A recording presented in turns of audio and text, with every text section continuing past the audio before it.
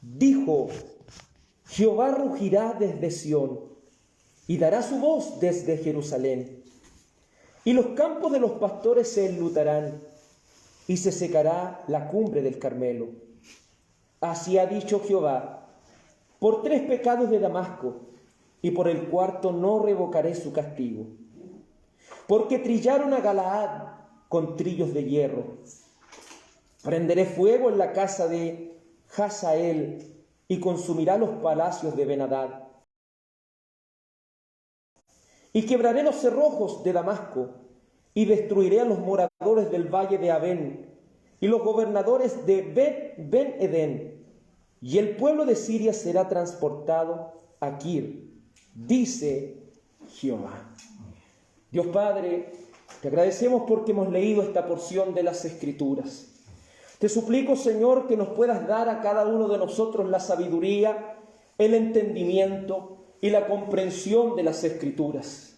Que cada uno de nosotros, Señor, pueda ser redargüido por la palabra de Dios. Que cada uno de nosotros pueda ser instruido en justicia. Que cada uno de nosotros, Señor, pueda tomar esta porción de las Escrituras y alimentar, Señor, su alma. Por amor, Señor, de tu nombre, necesitamos, Dios mío, de tu consejo, de tu palabra. Y te lo suplicamos en el nombre de tu Hijo amado, Jesús. Amén. Favor de tomar asiento, mis amados en el Señor. Como usted bien lo sabe, estamos viendo el libro de Amós, versículo a versículo, en este estudio de los 12 profetas del Antiguo Testamento, los 12 profetas menores. Anteriormente hemos visto la introducción al libro de Amós y hemos podido, ¿cierto?, concluir que Amós significa, el nombre de Amós, carga o el que lleva una carga. En segundo lugar, debemos reconocer que Amós no era un profeta de profesión, sino que era un agricultor, precisamente, ¿cierto?, de higos. Y en segundo lugar era también un pastor de ovejas. Aparte de esto, en tercer lugar, vemos que el contexto histórico se da en el lugar de Tecoa, pues ese era el lugar donde este hombre vivió, una ciudad que estaba a 20 kilómetros de Jerusalén, es decir, este hombre pertenecía al reino de Judá. En cuarto lugar, debemos reconocer que en la época que predicó Amós estaba gobernando ¿quién? El rey Usías, uno de los reyes más prósperos de lo que fue el reino de Judá. Y esa prosperidad, como lo vimos la vez pasada, esas bendiciones muchas veces en las personas, en vez de provocar bien, se mal utilizan y producen mal en las personas. No porque las bendiciones en sí sean malas, sino porque las personas van tras las bendiciones y abandonan a aquel que las provee. Vemos también que esos días de Usías fueron unos días de paz y prosperidad. En quinto lugar, debemos ver que esta paz y prosperidad fue mal utilizada. ¿Y qué es lo que se incrementó? La idolatría. Y se incrementó también el tratar mal a los pobres, a los necesitados. Se incrementó lo que se conoce hoy en día como la desigualdad. En sexto lugar, debemos también entender que una pequeña fracción de esta profecía va dirigida a Judá y a las demás naciones, pero su contenido principal es contra aquel reino de Israel, las demás tribus. Ese era el tema central, donde en aquellos días también gobernaba Jeroboam II, el rey más próspero que pudo existir dentro del reino dividido de Israel. Entonces, el tema central de todo esto, que en lo que se trata la mayor parte de los versículos, es hablar en contra del reino de Jeroboam, de aquellas 10 tribus de Israel que estaban apartadas. Cuando analizamos este versículo 2, hace una pequeña mención de lo que tratará más adelante, y como resumen dice así: dijo, Jehová rugirá desde Sión y dará su voz desde Jerusalén, y los campos de los pastores se enlutarán, y se secará la cumbre del Carmelo. Esto parece ser una escena muy triste para quienes va dirigido este mensaje, porque el que rugiría sería el propio Jehová. Cuando hablamos de este hombre en su contexto, Amós era también un pastor de ovejas. Entonces conocía que cuando aquella bestia salvaje rugía en medio del rebaño, era porque algo bueno o malo estaba pasando. Algo malo. Las ovejas estaban en peligro. Las ovejas estaban en un peligro tremendo, porque que estuviera rugiendo ese animal significaba que se iban a enlutar, porque iba a haber muerte en medio de ellos. Pero para nuestra sorpresa, el que ruge no es cierto el maligno, sino en este caso es Jehová. Y una cosa vamos comprendiendo con esto, según lo que el libro de Hebreos nos enseña: horrenda cosa es caer en las manos de un Dios vivo. Creo que el temor más grande que nosotros debemos tener es al Señor. Hoy en día vemos mucha gente temiendo al diablo, temiendo los demonios, temiendo a una y otra cosa. Pero la Escritura nos insta a que el Señor sea nuestro temor, que el Señor sea nuestro miedo. La gente hoy en día se enfrasca en ver películas de terror para asustarse de una u otra manera. Pero el miedo más grande que nosotros debiéramos tener es estar en las manos de un Dios vivo. Porque eso representa el juicio de Dios sobre alguien. Que Jehová rugiera desde Sión era que Dios, en forma profética, ¿cierto? Se está diciendo, Dios va a hacer juicio en aquel pueblo. Y juicio va a ser para los impíos y corrección y disciplina para aquellos verdaderos hijos de Dios. Entonces, estas cosas deben ser entendidas por cada uno de nosotros. Muchas veces nuestro enfoque en conocer a Dios es solamente conocer de su amor, es solamente conocer de su misericordia, pero si usted quiere creer verdaderamente en el Dios bíblico, no puede ignorar su justicia. No podemos ignorar que Él también es fuego consumidor. Porque no olvidamos que el Señor al que ama, disciplina también. ¿Y la disciplina trae gozo en un principio? No, al principio no trae gozo, trae tristeza. Pero después da, ¿qué cosa? Un fruto apacible. Cuando nuestros padres nos disciplinaban no era algo grato. Cuando nos llamaban la atención de alguna falta que estábamos cometiendo, no era algo agradable para nosotros, sino era tristeza. Pero esa tristeza después se iba a transformar ¿en qué? En un fruto. Íbamos a aprender algo.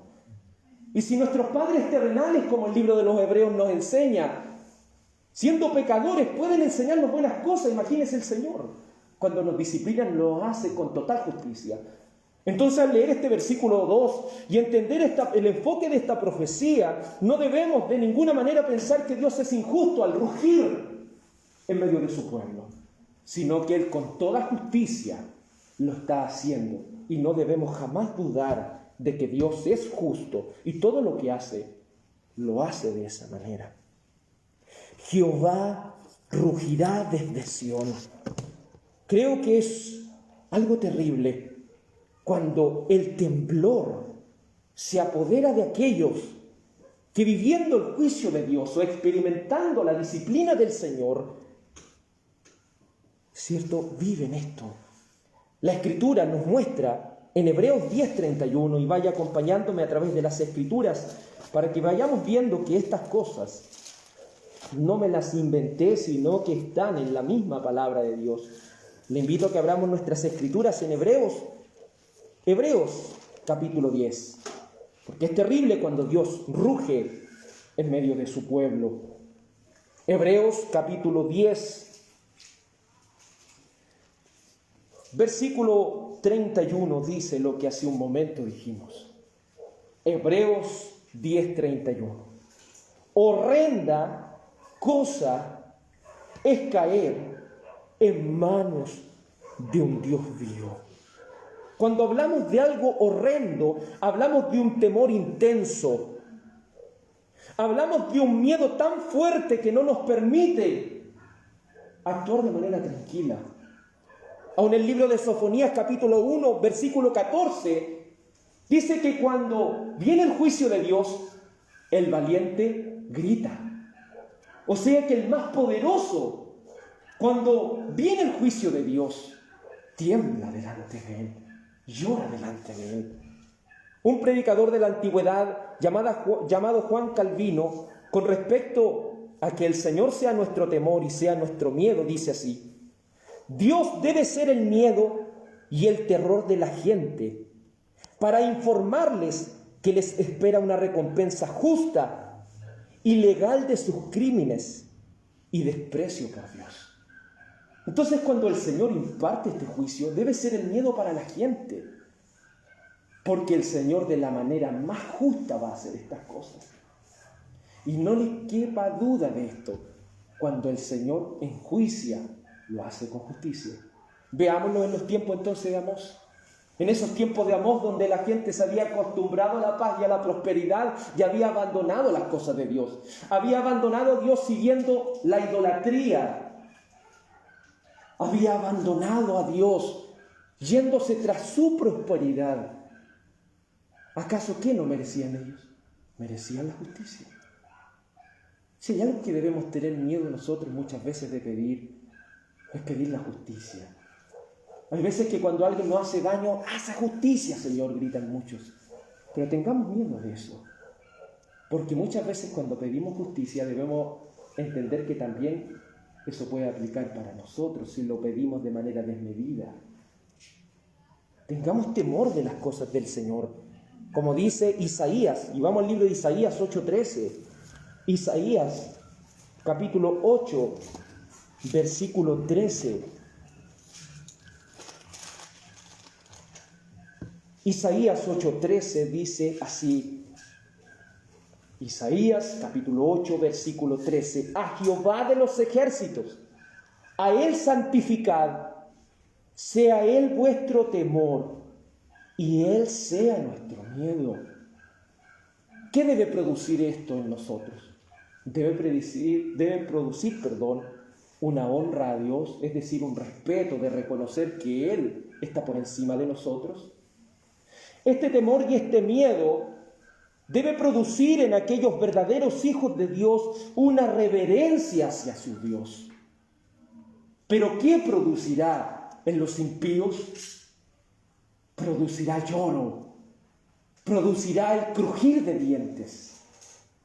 Es tremendo cuando el juicio de Dios es derramado sobre las personas, porque cuando Jehová ruge, el terror y el miedo envuelve a aquellos que con justicia reciben la recompensa por despreciar al Señor nuestro Salvador. Aún los hijos de Dios, bajo su disciplina, muchas veces son entristecidos, pero como lo dijimos anteriormente, se produce un fruto apacible en nuestros corazones. La disciplina, como dice Hebreos 12:11, la disciplina no es muy agradable, porque produce un dolor, produce un desconcierto, porque como seres humanos la Escritura dice que nuestro corazón es engañoso, más que todas las cosas. Y eso quiere decir que cuando nuestro corazón y nuestra naturaleza pecaminosa nos engaña, pensamos que nuestro proceder es bueno, pensamos que nuestro camino es recto, pensamos que andamos bien. Pero la Escritura nos enseña algo: no seamos sabios en nuestra propia opinión. Que el Señor nos libre de querer tener una sabiduría bajo nuestra propia perspectiva, porque es ahí cuando la disciplina puede llegar en cualquier momento y el terror y el miedo de esta disciplina puede envolvernos. Pero también debemos contemplar que cada uno de nosotros debemos reconocer que necesitamos ser disciplinados por Dios en alguna área de nuestra vida. El apóstol Pablo lo reconoce: aún no hemos llegado a la perfección, aún no hemos llegado a la estatura de un varón perfecto, por lo cual de una u otra manera debemos ser disciplinados por Dios. Y la disciplina va a producir en nosotros que andemos bajo las ordenanzas, que andemos bajo la voluntad de nuestro Dios. Cuando habla en este libro de Amós, con este ejemplo, ¿cierto? Como una bestia salvaje que ruge. En este caso, Jehová ruge. ¿Desde dónde? Desde Sión. Dice Amós 1:2. Y dará su voz desde Jerusalén. Y los campos de los pastores se van a enlutar. Va a haber luto. ¿Y qué trae consigo, cierto, esta palabra de luto? Uno no se imagina buenas cosas cuando el luto de alguna manera se experimenta en la vida de las personas. El luto produce una amarga tristeza en aquellos que la experimentan. El luto trae en aquellas personas que viven esta situación un dolor muy grande. Y es lo que se produce en este juicio.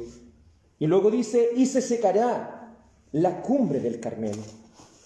En primer lugar debemos reconocer al Carmelo como aquellas montañas que estaban cerca, ¿cierto?, de este Israel. Carmelo, en su significado, es fertilidad o tierra de jardín. La figura profética nos tiende a indicar en este verso que Dios no solo traería juicio a los impíos y disciplina a sus hijos de manera, ¿cierto?, espiritual en sus vidas, sino que también traería ruina sobre ellos. Porque cuando el juicio predicado por Amós se cumple en el pueblo de Israel, ¿qué es lo que viven ellos? ¿Acaso solamente una disciplina espiritual? ¿O acaso también nos viene una disciplina material para todo lo que ellos estaban viviendo? Podemos hacer una mirada al futuro por medio de las Escrituras, porque un hombre llamado Jeremías, en el capítulo 25, versículo 15, nos muestra la realidad de este juicio de Dios. Jeremías 25:15. Jeremías capítulo 25, versículo 15, dice así la Escritura, nos da una mirada gráfica de lo que acontecería con Israel. Jeremías 25:15, dice así la Escritura, porque así me dijo Jehová, Dios de Israel, toma de mi mano la copa de vino de este furor y da a beber de él a todas las naciones las cuales yo te envío. Y beberán y temblarán y enloquecerán a causa de la espada que yo envío entre ellas.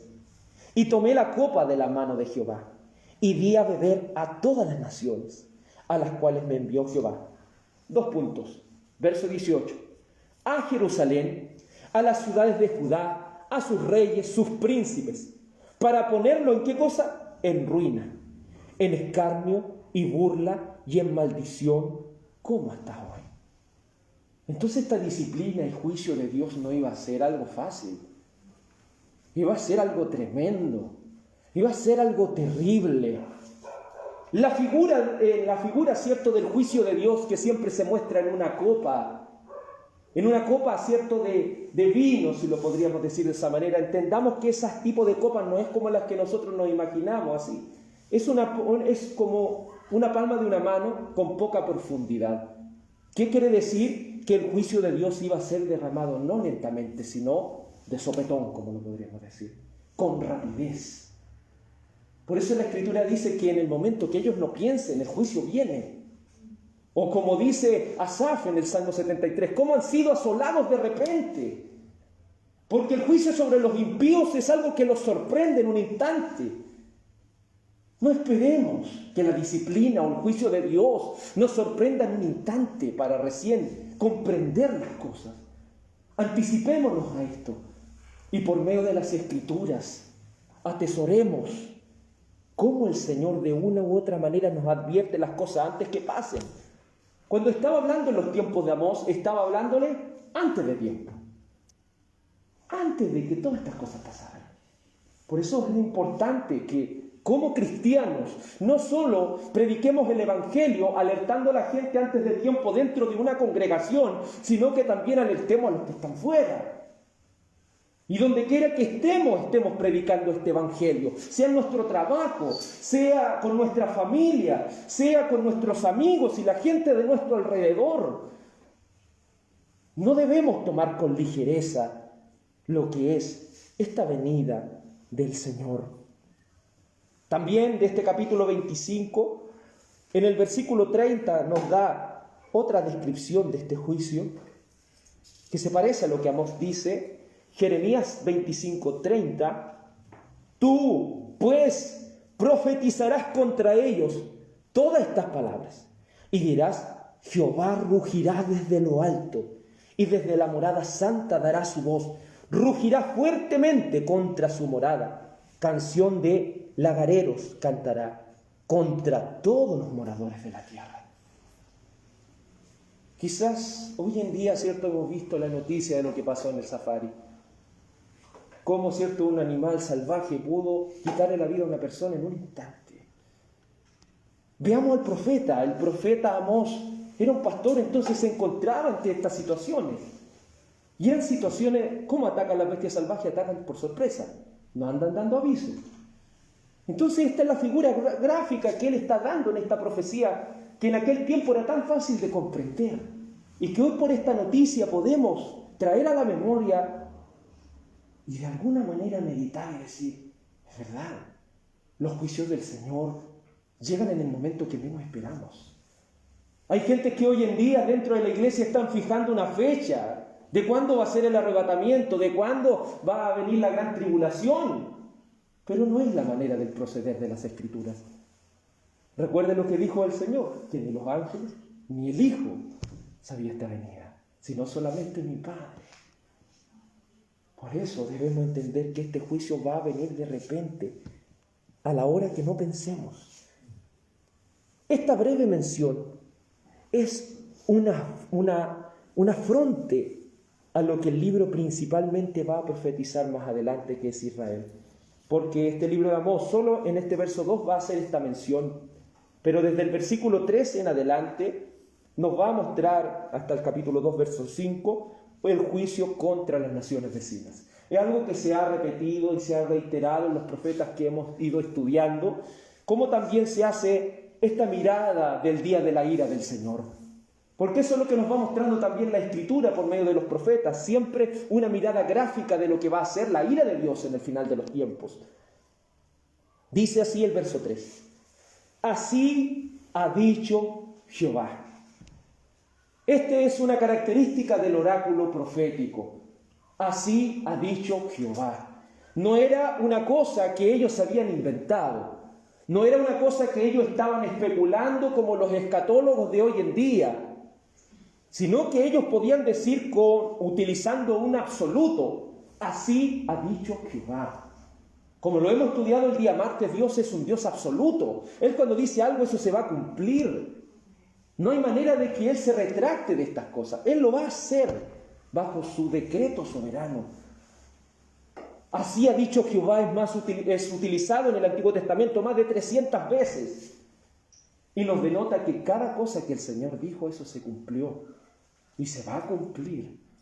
Por lo cual esto debiera, de alguna manera, si entendemos lo que aquí la palabra está diciendo, debiera hacernos temblar. Porque cuando el Señor dice algo, ¿cómo deben estar nuestras antenitas, si decimos? Deben estar pendientes. Esto es un llamado, no es así ha dicho Amós. Yo creo que si él hubiera dicho así ha dicho Amós, la gente no tenía de qué temer.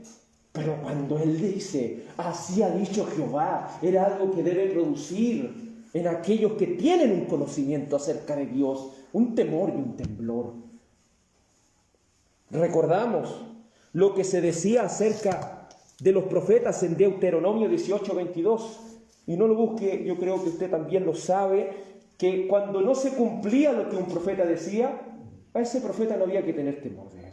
Porque también en el Antiguo Testamento hemos leído de muchos de los cuales se decía que ellos también decían, así ha dicho Jehová, pero eso no se cumplía. Cuando estas cosas se cumplían, era porque verdaderamente el Señor estaba hablando. Porque cuando el Señor dice algo, Él lo cumple. Él lo cumple. Y cuando las personas vieron que lo que Amós, Jeremías, Isaías y todos los profetas como Nahum se cumplió, ellos decían, verdaderamente el Señor está hablando. Verdaderamente es un profeta de Dios. Por eso no podemos tener ninguna duda de que este libro de Amós es un libro verdadero, porque todas estas cosas acontecieron. Todas estas cosas acontecieron en su cumplimiento primario y también, ¿cierto?, se cumplirán con respecto al juicio que vendrá sobre todas las naciones. Así ha dicho Jehová: por 3 pecados de Damasco, verso 3, y por el 4 no revocaré su castigo. Más que dar una muestra matemática de los pecados que Damasco había cometido, más que eso está utilizando el profeta esta figura retórica para decir que ellos llegaron hasta el límite de ya aburrir al Señor, si lo podemos decir de esa manera. Ellos ya estaban traspasando los límites, y no solamente llegaron al límite máximo, sino que pasaron de ese límite. Por eso dice, y utiliza esta figura retórica para decir, por 3 pecados de Damasco, eso ya era harto, pero por el 4 no revocaré su castigo. O sea que ellos ya estaban rebalsando este juicio, ¿cierto?, por 3 pecados. Por el 4, esta figura retórica, más que enfatizar matemáticamente los pecados de manera exacta, en estos 8 mensajes de este libro de Amós, denotan una cantidad incalculable de pecados. 3 denota una medida llena, y 4 el rebosar de pecado. Damasco era una capital de Siria. ¿Y por qué estaban traspasando ya los límites de estas naciones? Porque empezaron con lo que se conoce como la crueldad. Fueron crueles con Galaad. Y lo vamos a ver aquí. Dice Amós capítulo 1, versículo 3. Así ha dicho Jehová: por 3 pecados de Damasco, y por el 4 no revocaré su castigo. Porque trillaron a Galaad con trillos de hierro. ¿Qué es lo que hicieron? Trillaron a Galaad con trillos de hierro.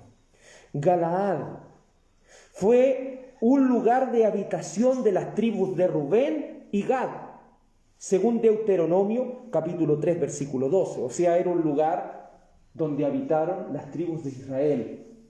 Y en ese lugar dice que llegaron estos hombres de Damasco y trillaron a los hijos de Dios. Esta figura que él está utilizando aquí también es con respecto a su trabajo. Recuerde que él es un agricultor. Él conoce claramente lo que es una trilla. Hoy en día nosotros vamos a comprar un pan, pero antes la persona tenía que partir desde cero, empezando, ¿cierto?, a trillar, luego a hacer, ¿cierto?, esta harina y luego a hacer el pan. Entonces, en su tiempo esto era algo claro. Hoy en día ya con lo que hemos visto como la globalización es difícil ir viendo esto. Pero entiéndase que su ejemplo profético era conocido por él porque él era un agricultor. Este trabajo consistía en pasar un trillo, es decir, un instrumento para triturar los cereales. O sea, ¿qué es lo que hacía esta trilla? ¿O qué significaba trillar? Era un instrumento que se utilizaba para triturar los cereales.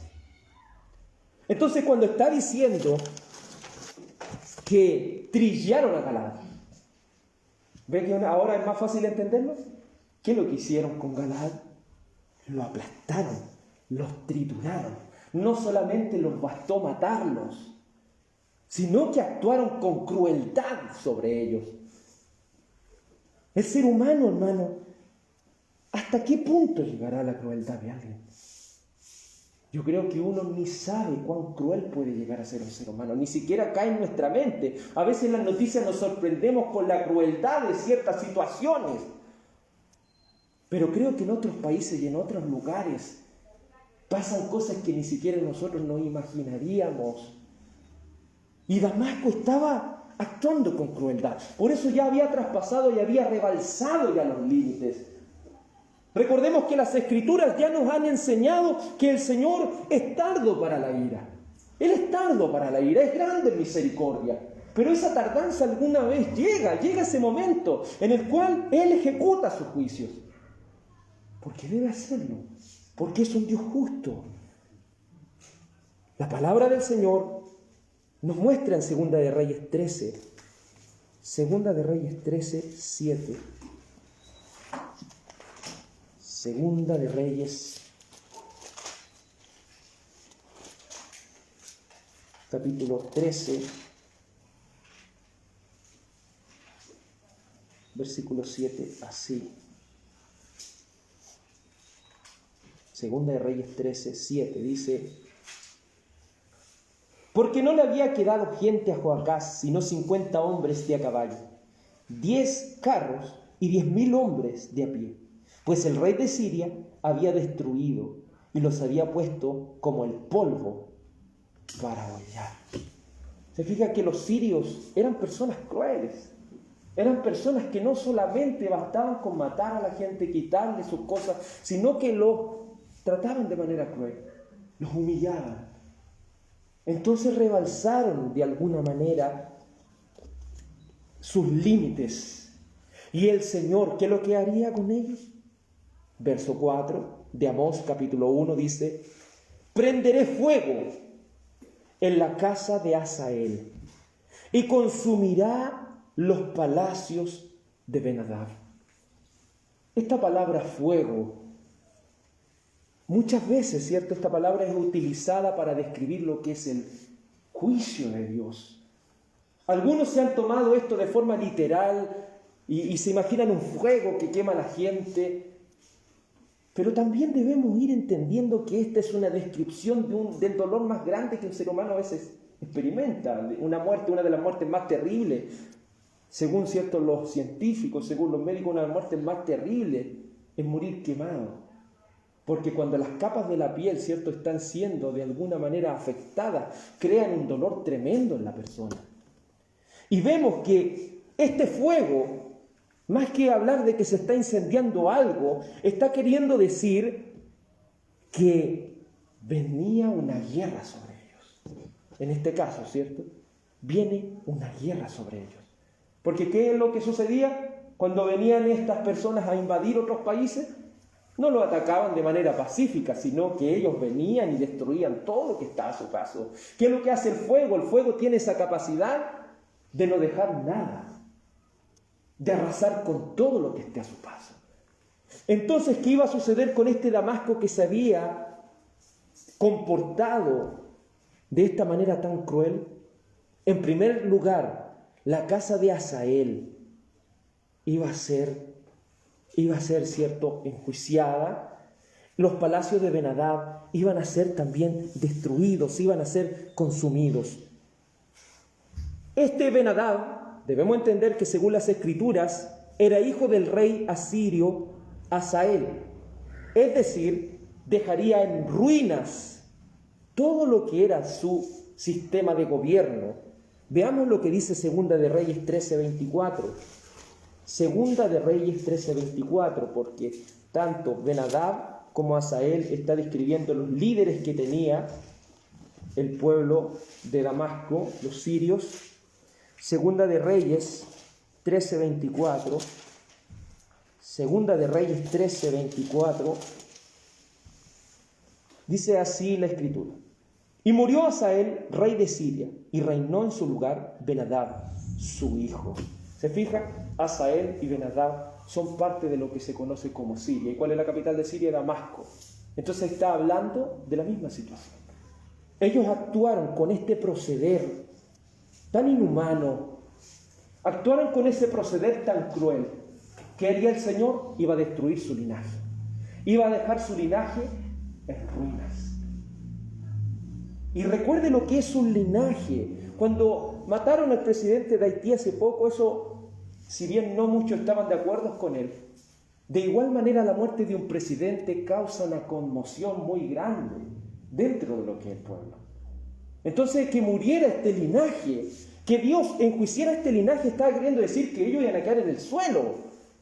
Porque se supone que las naciones están constituidas por gobierno. Entonces, cuando lo que está por encima de ellos es destruido, ¿qué es lo que queda? La desesperación.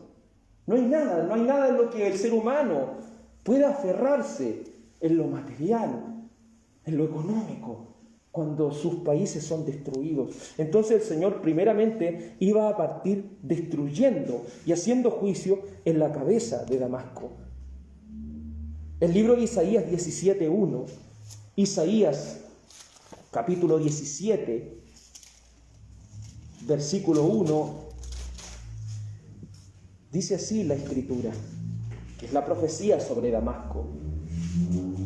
Es una compañera lo que Amós está aquí diciendo. Isaías 17, 1. Profecía sobre Damasco. He aquí que Damasco dejará de ser ciudad y será un montón de ruinas. Las ciudades de Aroer están desamparadas, en majadas se convertirán, dormirán allí y no habrá quien los espante. Y cesará socorro de Efraín y el reino de Damasco, y lo que quede de Siria será como la gloria de los hijos de Israel, dice Jehová de los ejércitos. Este oráculo profético por boca de Isaías estaba profetizando la desolación de Damasco. Entonces, cuando hablamos de los juicios de Dios, no lo hablemos de manera liviana, hablémonos como algo terrible. Hablémonos como algo que el verlo, porque imagínense, para el profeta, ellos solamente estaban anunciando lo que iba a acontecer, pero usted al leerlo se da cuenta que ellos están experimentando también algo que los hace pensar que estas cosas son terribles, porque los juicios de Dios no pueden pasar desapercibidos. Entonces, ¿qué se iba a destruir? Primero el Señor iba a partir destruyendo sus reyes. Luego, ¿qué haría según el verso 5? No solo destruiría su cabeza, sino que también destruiría su protección. Porque el verso 5 dice, y quebraré los cerrojos de Damasco. Recuerde que las ciudades antiguas eran ciudades amuralladas. Los cerrojos eran los portones más grandes que ellos cerraban en tiempos de guerra. Pero el Señor, ¿qué es lo que haría? No solamente destruiría el linaje de gobernantes, sino que atacaría sus defensas. El Señor derribaría los cerrojos. Quedarían completamente desprotegidos. Por eso comprendo lo que la palabra del Señor nos dice. No teman a aquellos que le pueden matar su cuerpo. Teman a aquel que puede destruir su cuerpo y su alma en el infierno. Entonces hay personas temiendo a estas cosas tan terrenales, pero cuando el Señor viene y hace algo, ¿quién podrá ayudarnos ahí? Cuando Cristo recibió todo el juicio y todo el castigo sobre él, el Cristo, el Hijo de Dios, ¿qué pudo decir en la cruz? Dios mío, ¿por qué me has desamparado? Esas palabras que son tan cortas nos describen el tremendo juicio sobre el Cristo. Lo terrible que puede ser el juicio, porque el juicio más grande no es los golpes, no son los clavos, no es la corona de espina, no es el ser abandonado por los seres humanos. Que Dios nos abandone es el juicio más grande. Y cuando estas ciudades se transforman en enemigas de Dios y son abandonadas por Dios, sus gobiernos son destruidos y sus defensas son derribadas, ¿quién podrá contra el Señor? Algunos le temen a lo que el diablo puede hacer, pero olvidan que lo más terrible es cuando el Señor está en contra de nosotros. La Escritura, ¿cierto? Si hablando de todas estas cosas que puedan venir, dice, si Dios es por nosotros, ¿quién contra nosotros? Pero si Dios está en contra de nosotros, es una horrenda cosa. Porque no hay nada que pueda detener este castigo. Las defensas de ellos serían derribadas para darle paso al ejército invasor. Pero no solo serían destruidas sus defensas, sino que también las cosas que ellos más confiaban. Su fe carnal, de las cuales dice Amós capítulo 1, verso 5, la otra parte, la parte B, dice, y destruiré a los moradores del valle de Abén. El valle de Abén es conocido como el valle de la maldad. Según los historiadores, es un lugar de culto idolátrico. Y este culto idolátrico, o este lugar de culto, sería destruido. ¿Y esto qué quiere decir? Su fe humana iba a ser destruida. Destruya la fe humana de alguien, y ese alguien está próximo al suicidio. Lo hemos visto en el trabajo. Hace un cierto tiempo sucedió algo terrible. una compañera de trabajo se suicidó. Anteriormente tuve la oportunidad de conversar con ella, pero ella me dejó en claro que no creía en Dios y no creía en nada. Cuando una persona no cree en nada, viene un problema, ¿y a qué se aferra? Por último, una persona del mundo se aferra a un ídolo, se aferra a algo, pero cuando ese algo es destruido, cuando su religión sea su confianza plena en Dios, o sea, la confianza en cosas inanimadas, cuando eso es destruido, ya la gente no tiene nada. No tiene nada que aferrarse. Entonces, cuando aquí está diciendo que su lugar de adoración fue destruido, quizás nosotros como cristianos decimos son cosas que no tienen sentido, pero para ellos están destruyendo en lo que ellos confiaban. Entonces los juicios de Dios son tremendos, porque Egipto lo debió entender, aún lo que para ellos parecían ser poderosos dioses. Cada uno de ellos, por las plagas, fueron quedando al descubierto que no eran nada. Es así, hermano. Cuando vienen los juicios de Dios, van pasando capa tras capa hasta que ya no quede nada. No quede nada. Fueron destruidos sus reyes, fueron destruidos sus defensas, fueron destruidos sus dioses. Y no solo eso, sino también sus riquezas. Veamos lo que dice la parte C de este versículo 5. Y los gobernadores de Bet-Edén. Este lugar, Bet-Edén, o también conocido en Ezequiel 27, versículo 23, como un lugar de comercio, Bet-Edén también es conocido como la casa del placer. Es decir, era el lugar más próspero que ellos tenían. No solo iban a ser destruidos sus reyes, no solo iban a ser destruidas sus defensas, no solamente iba a ser destruido su culto, sino que también iba a ser destruido el lugar donde tenían sus riquezas y placeres. Cuando eso es destruido en el hombre, ¿qué es lo que le queda? La ruina. ¿Qué es lo que le queda? La desolación. ¿Por qué el Señor a nosotros nos manda y dice, busquen primeramente el reino de Dios y su justicia? ¿Por qué nos invita a enfocarnos en el reino de Dios y su justicia? Porque Él sabe que si nosotros tenemos nuestra mirada en las cosas de aquí, vamos a perecer. Porque todas estas cosas van a perecer, hermano. Dice, el cielo y la tierra pasarán. Esa palabra pasarán en el griego, serán quitados de la mirada. Si nosotros ponemos nuestra confianza en las cosas de aquí, vamos a ser desilusionados. Un incendio se puede llevar nuestra casa. Un accidente puede llevarse a nuestros seres queridos. Hay tantas cosas que pueden ir pasando en nuestra vida. Pero cuando confiamos en el Señor, aún en estos momentos más duros y difíciles, Él está con nosotros. Pero no le vamos a pedir eso a los que estaban en Damasco. Ellos ya tenían su naturaleza pecaminosa, ellos ya estaban sirviendo a las cosas que no son de Dios, por lo cual el juicio destruiría todo. Y usted puede decir, pero eso es todo el juicio.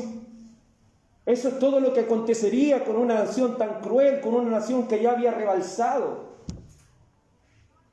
de pecado. En tercer lugar, y en el punto número D de este versículo 5 dice, y el pueblo de Siria será transportado a Kir. Cuando hablamos de que este pueblo de Siria iba a ser transportado a Kir, estaba diciendo que ese fue el lugar donde ellos fueron exiliados. Cuando en este país hubo una dictadura por un hombre, ¿cierto?, llamado Pinochet, muchas personas tuvieron que huir del país. Cuando de alguna manera nos ha tocado conversar con este tipo de gente, nos muestra o nos hace saber el dolor de lo que significa estar fuera de su nación. El dolor de ver a su nación a veces a través de las noticias y ver que están tan mal. El nacionalismo también es algo que produce tristeza. Y estas personas que ya tenían todo en el suelo, solamente tenían una cierta esperanza en su nación, pero ahora ellos debían ser sacados de ese lugar. Porque lo hemos visto cuando vino el terremoto aquí en Chile. Muchas cosas se cayeron, muchas cosas se destruyeron. Pero nuevamente, ¿qué hacen las naciones? Se vuelven a levantar. Pero cuando son exiliadas, Solamente debe pensar cada vez que se acuerde de dónde nació, cada vez que se acuerde de dónde está, todo eso está en el suelo, está en ruina y no puede volver a levantarse. Entonces el juicio de Dios, podemos concluir que es un juicio desolador. Es un juicio que no deja nada a su paso. Nada en lo que el hombre pueda confiar. Por eso al pensar en el infierno, al pensar en el lago de fuego, ¿a qué pueden aferrarse esas personas que mueren sin Cristo? ¿A qué pueden aferrarse si no hay nada?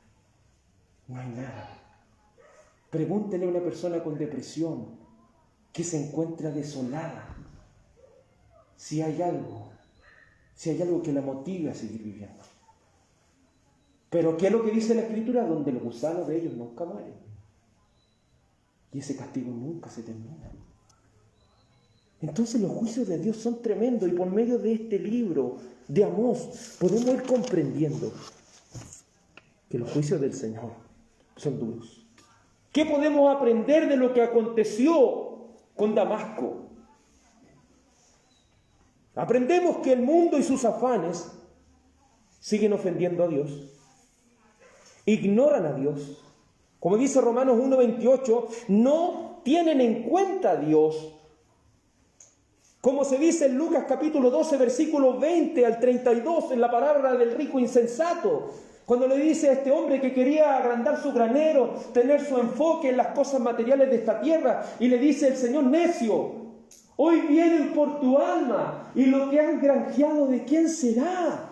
Por lo que te has esforzado, ¿cierto? En un énfasis añadido, lo que te has esforzado en toda tu vida, ¿de quién va a ser ahora? Entonces Damasco confiaba en su religión, confiaba en sus cosas materiales, confiaba en su gobierno, confiaba en sus defensas. Pero cuando vino el juicio de Dios y la desolación llegó, no hay nada en lo que ellos pudieron aferrarse. Muchos creen que porque Dios es tardo para la ira podemos llegar y deshacer. Pero debemos entender que el juicio de Dios viene en el momento que menos pensemos. Y eso es lo más terrible. Y eso es lo que nosotros debemos estar siempre. Por eso la Escritura nos deja esta constante en nuestra mente. Ciertamente vengo en breve. Y aquí no está hablando de una fracción de tiempo. Aquí está hablando de que su venida es inminente. Eso no denota, ciertamente vengo en breve, como muchos dispensacionalistas han tomado esto y han dicho: no, si el Señor viene tal día, viene tal fecha, ahora no. Esto nos debe dejar a nosotros ciertamente en breve que la venida del Señor es inminente, que los juicios de Dios son inminentes, van a venir en la hora que menos pensemos. Que no nos pille como Damasco, que no nos pille como a este Israel volcado a las cosas de este mundo. Romanos capítulo 9, verso 22 dice que ha reservado a la gente que va a ser juzgada con paciencia, la ha soportado estos vasos de ira con paciencia. Dios es paciente. Y esa es una de las cosas más grandes que el Señor tiene, la paciencia. ¿Cuánta gente hemos escuchado, cierto, que ofende al Señor con sus palabras? Y uno después puede, cierto, al ver esto, al contemplarlo, dice: pero aún sigue vivo esta persona. Aún sigue con trabajo, aún su familia está bien, y ellos siguen blasfemando en contra de Dios. Pero déjeme decirle que en cualquier momento el juicio viene. ¿Y quién podrá hacer algo ahí? ¿Quién podrá hacer algo? El juicio grande y temible, grande y terrible de Jehová se aproxima. Y como dice Apocalipsis 6:16, ¿quién podrá permanecer en pie? Cuando el juicio de Dios venga, ¿quién podrá permanecer en pie? Y esta es una pregunta retórica que inmediatamente nos aproxima a una respuesta clara. Nadie. Cuando Él venga, nadie podrá permanecer en pie. Nadie. Ni aun el más blasfemo, ni aun el más alejado de las cosas de Dios, ni aun el que crea tener tanta riqueza y tanto poder, va a poder permanecer en pie. Les dejo esta inquietud, hermanos, para que vivamos pendientes cada día de una inminente venida de Cristo. Vamos a orar.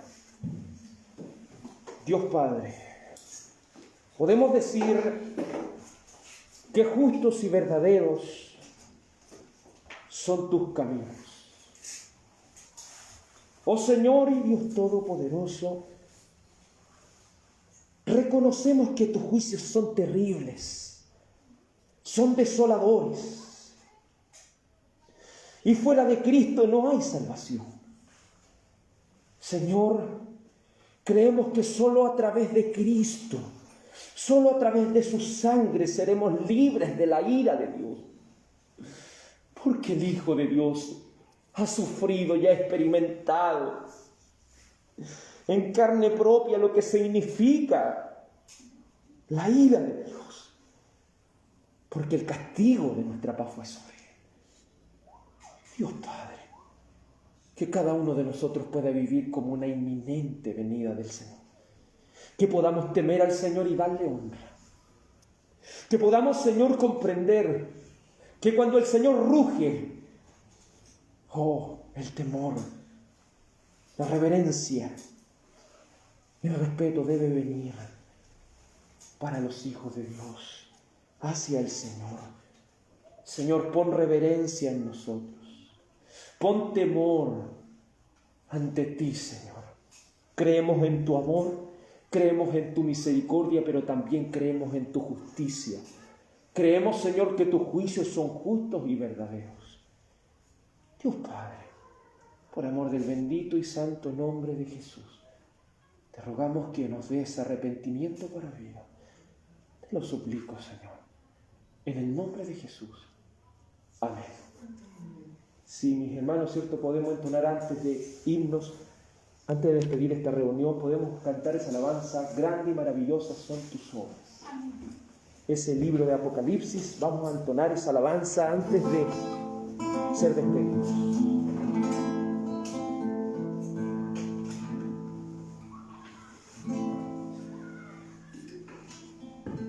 Grande y maravillosa son tus obras.